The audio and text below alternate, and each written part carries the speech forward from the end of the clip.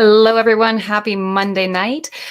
Just joining you again here to talk a little bit about, are you getting the rest you deserve? So I'm a little bit later tonight. I had a couple of team calls and a chance to visit with some amazing people tonight. So apologize for being a little bit later, but let me know if you're catching this hashtag live or hashtag replay. And let me know, are you getting the right type of rest, or do you even know that there's the right type of rest to feel more energized? So let's take a look at a couple of the things that I learned today. And again, this is from an article that I was reading. And if you're curious about the article, tag me in the comments below and I can share that with you. But it talked about what are the three essential elements of rest and recovery. And it did talk about there's a few different types of rest. First of all, there's disconnecting from work. So at the end of the day, do you have a routine that sort of helps you to disconnect and unwind or disengage from work and kind of switch into that? You're at home, you've got different things to focus on. So that's one kind.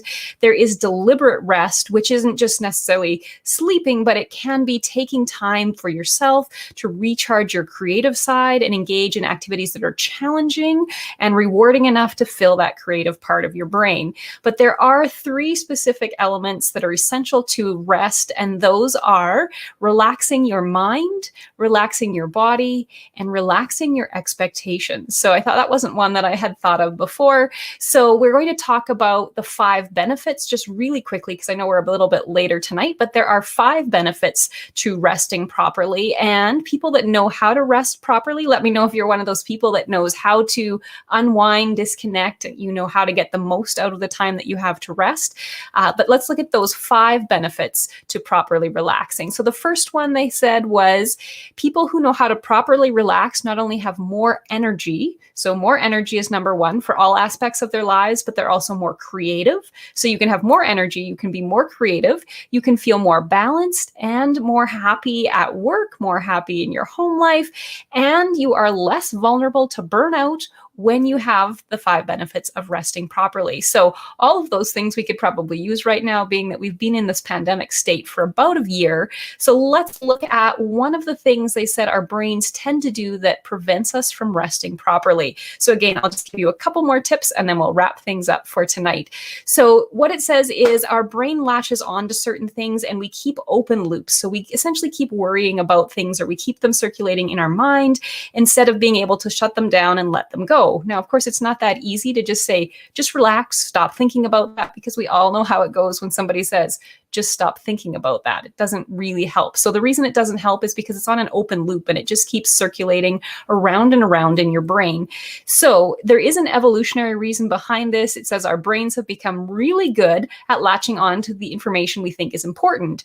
Now, sometimes what our brain thinks is important isn't perhaps what really is important for us to be able to rest and relax, but it also is designed, our brain is designed to stay on high alert for new threats in our environment. So if you're worried about that next being on your phone or that next email or something that's happening, again, your mind is going to get stuck in that open feedback loop. And what they call it, and I would say it's basically called worrying loop, but they call it anticipatory stress. So if you're stuck in an open loop, you're anticipating, and that anticipation is bringing you stress, and it's preventing you from really relaxing and resting and getting your brain to where it needs to be. So open loops, I like this comment in the article. It said, open loops are tasks, responsibilities, and commitments that live rent-free in your head. So have you ever had an experience where you have ideas or something's happened and it's living rent-free in your head and it's just circulating around and around and you can't get it to turn off? Let me know in the comments if that's happened to you. I know it certainly has to me. And in the moment, those loops, those open loops feel really, really important, but it's causing you stress that you don't really need. And a couple of the things that you can do to change your experience and close that loop is to close it. So if you can, write it down, put it on a list. I know this is a little different than the schedule advice I gave a while back, but to close an open feedback loop, it says if you can write it down and have an action that you need to follow up with. So if there's something at the end of the day, you have an email, but you don't have time to respond to it, what you can do is write it down and tag it with a note that you need to respond to that in the morning. If something pops up and it's a really quick reply, you can deal with that. But it says make a list to help close those open feedback loops. So in your brain, you're not thinking, I have to remember to do this, I have to remember to do this.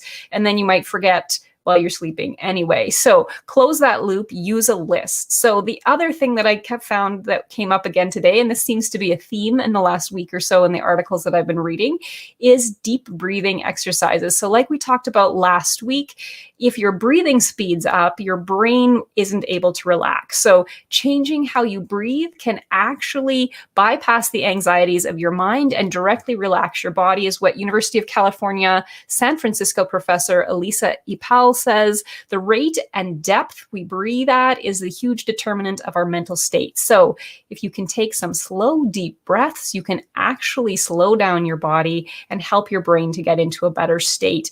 And what you can do, for example, is work on sitting up straight. We talked about posture last week to make sure that the oxygen in the air gets fully into your lungs. You can help, sit in a chair to help you kind of relax but stay sitting up. And it says you should inhale for a count of 2, hold your breath for a count of 1, and then exhale through your mouth for a count of 4.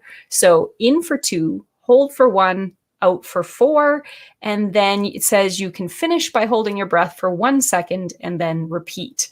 So I guess that would be, let's see, inhale for a count of 2, hold your breath for 1, exhale for 4, hold for 1, and then inhale for 2. Now, if you think the inhaling for 2 isn't quite long enough, they said the basic part is you want to inhale less than you're exhaling. So you want your exhalation to be longer than your inhale.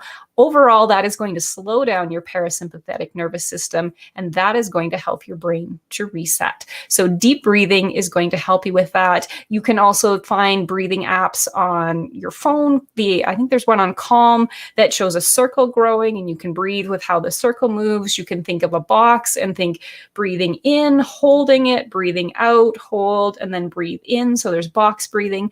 Let me know in the comments if you have a recommended breathing technique or one that helps you as well.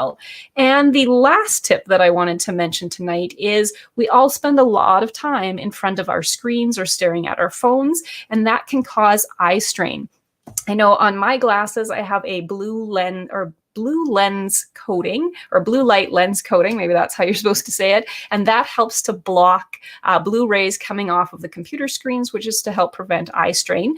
But the other thing that you can do, and I really need to get better at this one, is the 20-20-20 technique for eye strain. So not hindsight is 20/20, but the 20-20-20 technique, which is for every 20 minutes that you stare at an object, so at a computer screen, every 20 minutes you should stare at an object that is 20 feet away from you for at least 20 seconds. So if you're looking at your computer screens all day, every 20 minutes, maybe you need to set your watch to buzz every 20 minutes and just remind you to look up and look at something that's further away. If you're near a window, maybe you could stand up, look out the window for 20 seconds, take a few deep breaths, and then return to what you're doing. So that is one of the other techniques. You can make a list to close the loop.